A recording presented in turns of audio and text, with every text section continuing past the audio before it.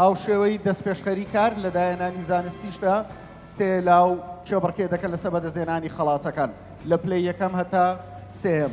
من ئێستا ناویەوە بە ڕێزانە ئاشکرا دەکەم و دەخوێنمەوە کامڕە لە ناو هۆڵەکە لەگەڵماندا ئامادەن. ئەو یەکێکیش لەو بە ڕێزانە لە کاندیدی ژمارە یەکدا خاتو بانو عومەر لە ساڵی 1999 لە سلێمانی لەدایک بۆ یەکێکە لە کاندیدەکانمان.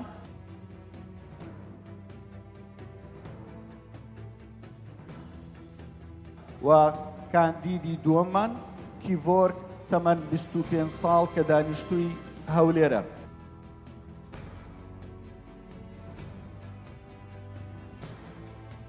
کاندیدی سێممان مەتین دلێر لەدایک بووی ساڵی 2000.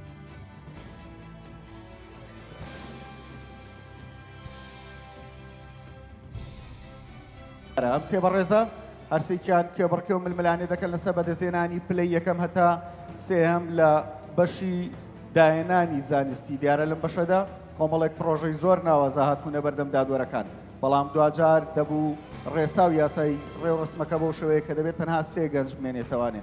بۆیە ئێستا ئێمە بە هەمان شێوە بانگێشتی بە ڕێزێکی تر دەکەین تاوەکو ناوی براوەی یەکەم لە بەشی داهێنانی زانستی بخوێنێتەوە دواتر خەڵات بکرێت.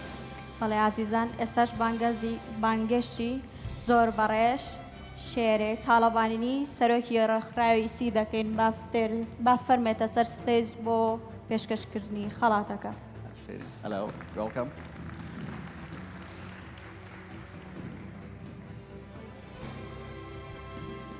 The first place winner for scientific innovation category is Mateen Dallaire.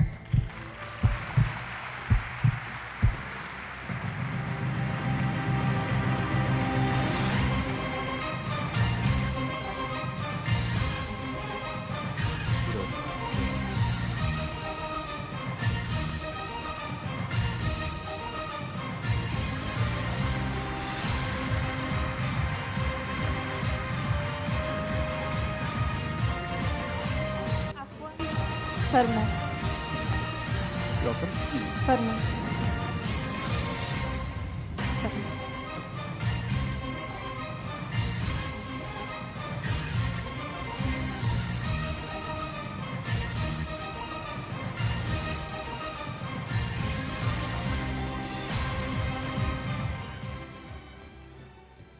پیرۆزبایی لە کاکمەتین دەکەین بەهۆی بەدەستهێنانی پلەی یەکەم لە بەشی داهێنانی زانستی. زۆر سپاس بۆ خاتو شێریش کە هەستا بە دابەشکردنی خەڵاتەکە بەسەریدا.